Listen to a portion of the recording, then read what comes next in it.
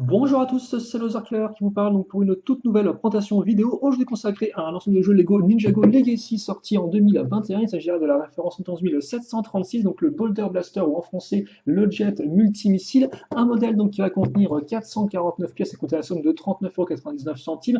Modèle Legacy oblige, vous aurez des images tirées de la série animée où est apparu pour la première fois donc le Boulder Blaster, à savoir la saison 4. Et ici il est marqué Boulder Blaster donc en Ninjago.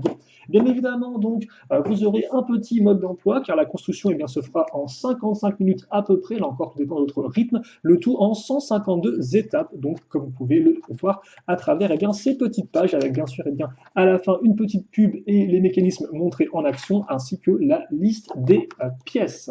Et si on s'intéresse maintenant au contenu en lui-même du modèle, on va commencer avec les figurines au nombre de 4. Donc on aura 3 ninjas, dont 2 en version Legacy 2020. Il s'agit en effet de Cole et de Lloyd. Donc vous noterez que Cole, par rapport à sa version originale en 2020, il a son imprimé qui a été corrigé. En effet, auparavant, sur son torse, il avait marqué Mentor au lieu de Master. Et bien cela a été corrigé, un Master qui veut dire maître, bien évidemment. Hormis ça, apparemment d'accessoires, alors Cole effectivement a 2 katanas dorés qu'on retrouvera après sur son véhicule. Ils seront accompagnés donc par une figurine exclusif, c'est Kai Legacy 10 ans justement qui va reprendre son équipement de la saison 11, le chef de feu pour être un peu plus exact. Et enfin donc ils devront affronter un guerrier Anacondrail, c'est Izor, donc là encore pas exclusif celui-ci parce que vous pouvez le retrouver aussi dans le tournoi des éléments ainsi que dans le Jai Electromech dans cette première vague donc Lego Ninjago. Une sélection de figurines donc qui est plutôt propre, même si c'est vrai que j'aurais aimé avoir un second guerrier Anacondrail personnellement pour un peu équilibrer les forces en présence vu que Kai Legacy 10 ans il est très cool, mais effectivement, je ne le compte pas vraiment comme une figurine qui fait partie intégrante du modèle. Voilà.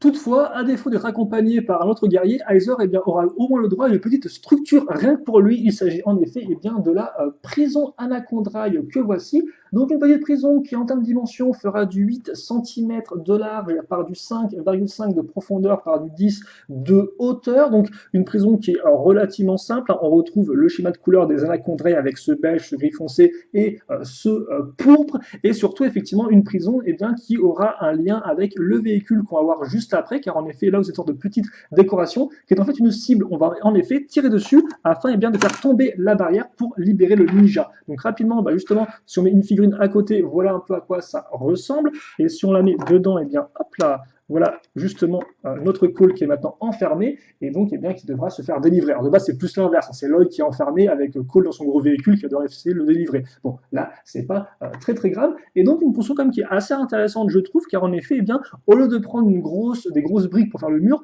on va en fait prendre une plaque qu'on va mettre à 4 degrés en perpendiculaire et on va utiliser des pointes sur les côtés pour justement faire un peu les murs pour éviter que notre ninja puisse s'échapper. Donc c'est plutôt cool quand on sait effectivement qu'on a relativement peu de structures ou de véhicules pour les méchants dans le modèle Legacy généralement, et donc là effectivement le fait de retrouver une structure Anacondrail, c'est un vrai petit plus selon moi, en plus d'être effectivement fonctionnel avec le reste du modèle.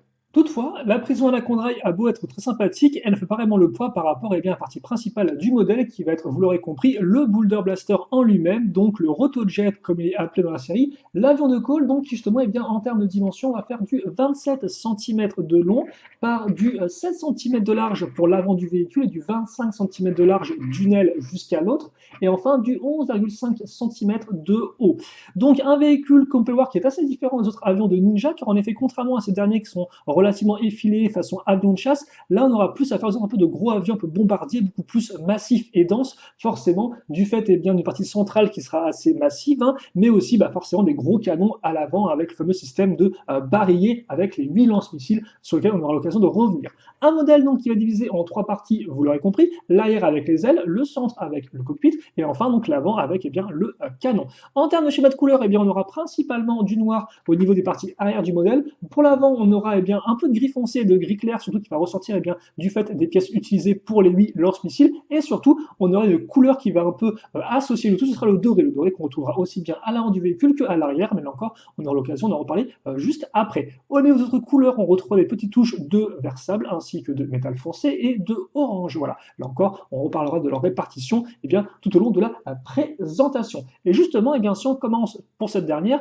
par l'avant du véhicule, déjà on va se rendre compte d'un rappel de forme cylindrique identiques, aussi bien avec des petites pièces grises que dorées, ici et là, avec la grosse pièce de jante, et forcément, eh bien, les 8 lance-missiles qui eux aussi sont casés eh bien, comme une sorte de gros cylindre. Alors, comment ça fonctionne justement eh bien, ces lance-missiles? C'est très simple, hein. On va prendre une petite pièce, brique 1x2 de lance-missiles à ressort, on va mettre dessus deux pièces à clip, hein, une pièce à clip femelle et mâle, on accroche 8 ensemble comme ceci, on obtient une sorte de cercle, de ceinture, et cette ceinture, eh bien, on va simplement la faire passer sur des pièces octogonales, hein. Donc on va simplement, grâce à la friction, eh bien, les maintenir en place, et après, voilà, on va refermer tout ça avec la petite pièce dorée qui est à l'avant ici. Et honnêtement, une construction qui est relativement intéressante, enfin, et assez rigolote, et qui fonctionne vraiment très très bien. Si on passe maintenant à l'arrière, et bien là, on aura le bloc moteur un peu, donc le bloc moteur qui sera riche en détails, on verra effectivement l'espèce de petit tuyau flex qui sera courbé là encore pour reprendre le côté cylindrique, hein, tout comme les pièces lisses sur les côtés. Vous noterez aussi eh bien, les pistolets de cow-boy utilisés pour faire un peu les sortes de tuyaux d'échappement, entre guillemets.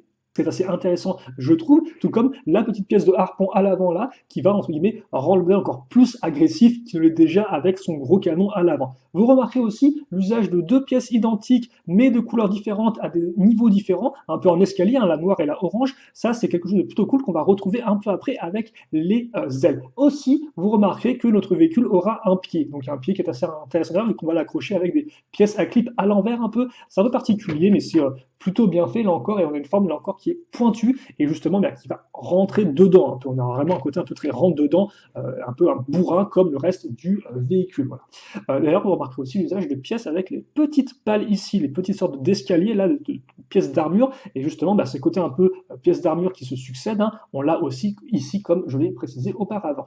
Les petites ailes au niveau de la partie centrale avec le katana au bout, relativement simple, et surtout je pense la petite pièce de cockpit, la verrière surtout, donc une nouvelle pièce de verrière qui est assez intéressante car eh bien, elle est relativement détaillée pour une verrière Lego. Généralement ces dernières sont relativement lisses, là non, on aura une sorte un peu eh bien, de petits éléments dorés en plus, donc vraiment très détaillés, et justement eh bien, c'est intéressant de noter que cette couleur dorée, elle va permettre de faire le lien entre l'avant et l'arrière du véhicule, parce que justement à l'avant du véhicule, comme on l'a vu, eh bien, nous avons notre grosse pièce de jante, à l'arrière on a un petit réacteur sur lequel on reviendra plus tard, et au centre eh bien, on a la verrière, et donc comme ça on a le doré qui va habiller l'ensemble du modèle et donc unifier les couleurs ensemble comme je l'ai précisé auparavant.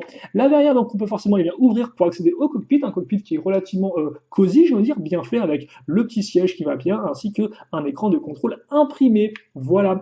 On notera aussi les petits katanas sur les côtés qu'on pourra enlever pour donner à Cole pour qu'il ait des armes, comme je l'avais mentionné lorsqu'on a parlé des figurines, et forcément, hein, katana, on aura un rappel de forme à ce niveau-là. Ça, les pièces qui tournent, c'est pour le mécanisme, on y reviendra forcément juste après, et vous remarquez aussi qu'en termes de rappel de forme, on va la petite pièce là, comme ça, la petite pièce pentue avec la grille, on la retrouve aussi ici. Voilà, donc là encore, petit rappel de couleur et de forme. Passons maintenant donc aux ailes. Les ailes sont vraiment intéressantes du fait du jeu de texture. En effet, on aura aussi bien des pièces avec tenon que des pièces lisses, par exemple, ou encore en forme de grille, ou avec des angles un peu particuliers. Donc on a vraiment l'impression d'avoir une vraie carlingue d'avion. Seul petit bémol peut-être, eh bien, c'est les gros stickers à poser ici, donc déjà qui sont peut-être un peu compliqués à poser pour certains, mais surtout effectivement qui n'ont pas vraiment la même teinte de noir que les pièces, hein.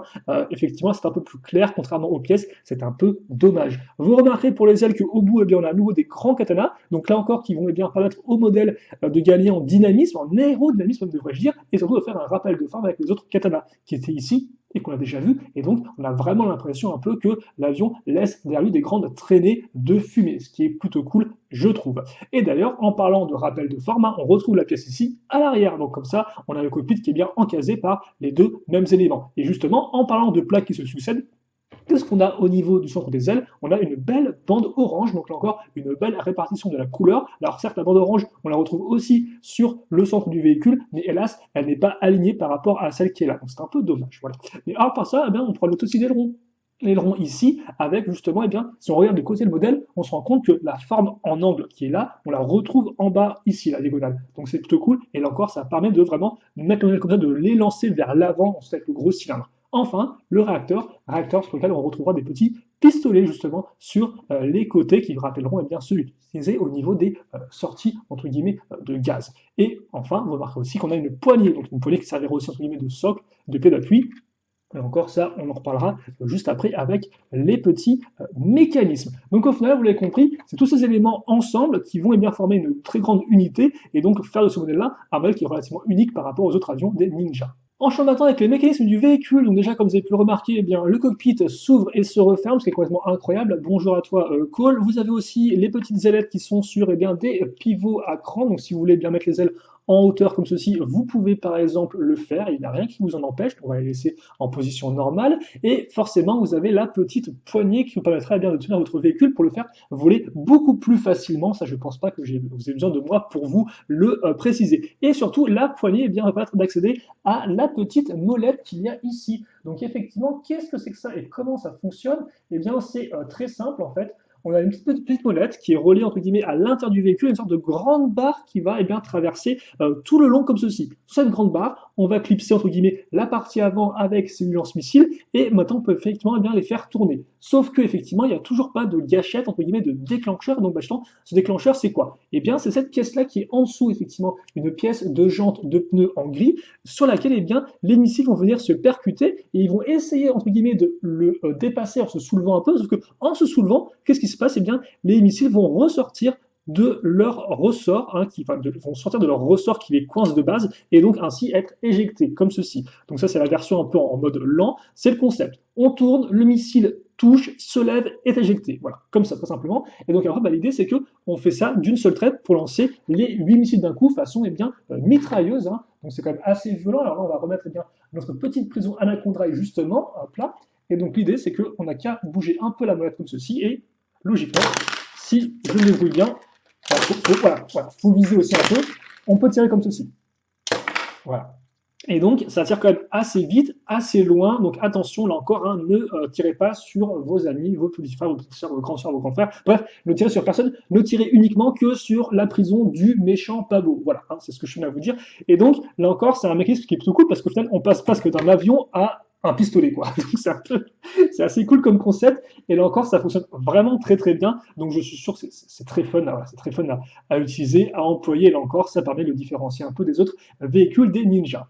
Et pour conclure, je pense pouvoir dire que le Boulder Blaster est bien dans la droite lignée des autres modèles d'avions Lego Ninjago Legacy, comme par exemple l'avion de Jay ou encore celui de Kai, dans le sens où il est vraiment très bien réalisé, et ce de A à Z, hein, aussi bien au niveau du schéma de couleur avec son contraste noir et doré qui est vraiment plaisant pour les yeux, ou encore eh bien, sa construction qui est relativement intéressante, surtout l'avant. Bien sûr, le design, comme vous avez pu le comprendre en lui-même, eh bien, est rempli de rappels de formes, de couleurs ici et là, c'est vraiment là encore très très très propre, et là encore le mécanisme bien parle de lui-même, c'est un mécanisme qui est vraiment un peu unique dans Ninjago et il fonctionne toujours aussi bien. Donc vraiment un bel avion, il n'y a vraiment rien à redire dessus, il n'est pas non plus complètement exceptionnel non plus, hein, mais entre guillemets, il est suffisamment original et bien fait, il a un concept, une idée et il va eh bien jusqu'au bout de son exécution. En plus de ça, pour le modèle, eh bien, vous avez la structure Anaconda qui est vraiment la bienvenue, je trouve, parce qu'elle permet eh bien, de contextualiser justement mieux le modèle, c'est pas juste l'avion posé tel quel et puis merci, au revoir. Là, effectivement, on est vraiment dans le soin des éléments. Seul petit bémol peut-être, c'est la sélection de figurines que je trouve un peu limitée. C'est effectivement, si on enlève